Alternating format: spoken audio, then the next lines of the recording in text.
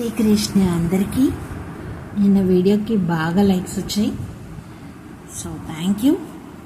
అదే ఇన్స్పిరేషన్తో నేను ఈరోజు నా లైఫ్ స్టార్టింగ్ నుంచి జేఎన్టీయూలో నా ప్రయాణం ఎలా సాగిందో, ఎలా నేను జేఎన్టీయూకి వచ్చానో ప్రతి ఒక్కటి మీతో షేర్ చేసుకోవాలనుకుంటున్నాను. ఇది జేఎన్టీయూ కాలేజ్ ఎంట్రన్స్ వేరీ సంచలి చూపిస్తాను మీకు.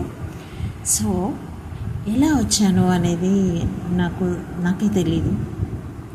సృష్టి ఆర్ట్ అకాడమీలో జాయిన్ అయిన తర్వాత నా లైఫ్ని ఒక టర్న్ చేసింది Ravindra sir. So thanks to Ravindra sir. Ravi sir లేకపోతే ఆర్ట్ అనేది నా దగ్గర రాదు. అంటే ఎక్కడైనా క్లాస్ జాయిన్ అయితే అక్కడ కొన్ని రోజులు చేరి మానేస్తామన్నమాట.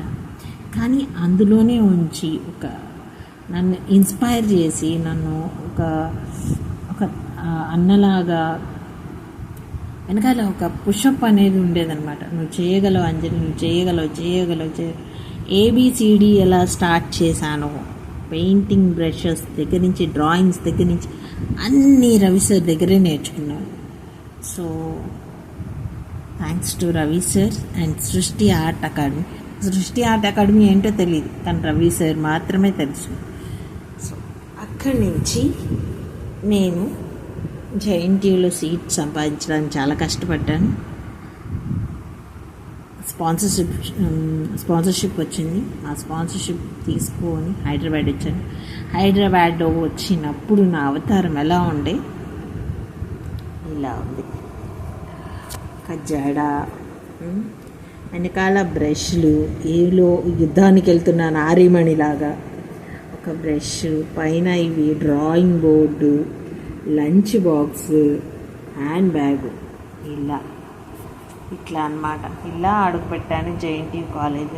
ఎన్నో ఆశలతోటి, ఎంతో సాధించాలనే ఇదితోటి వచ్చాను. సో సాధించడానికి చాలా చాలా కష్టపడ్డాను. మామూలు కష్టపడలేదు. 10 years నేను ఎలా ఇష్టపడ్డానో నాకే తెలుసు.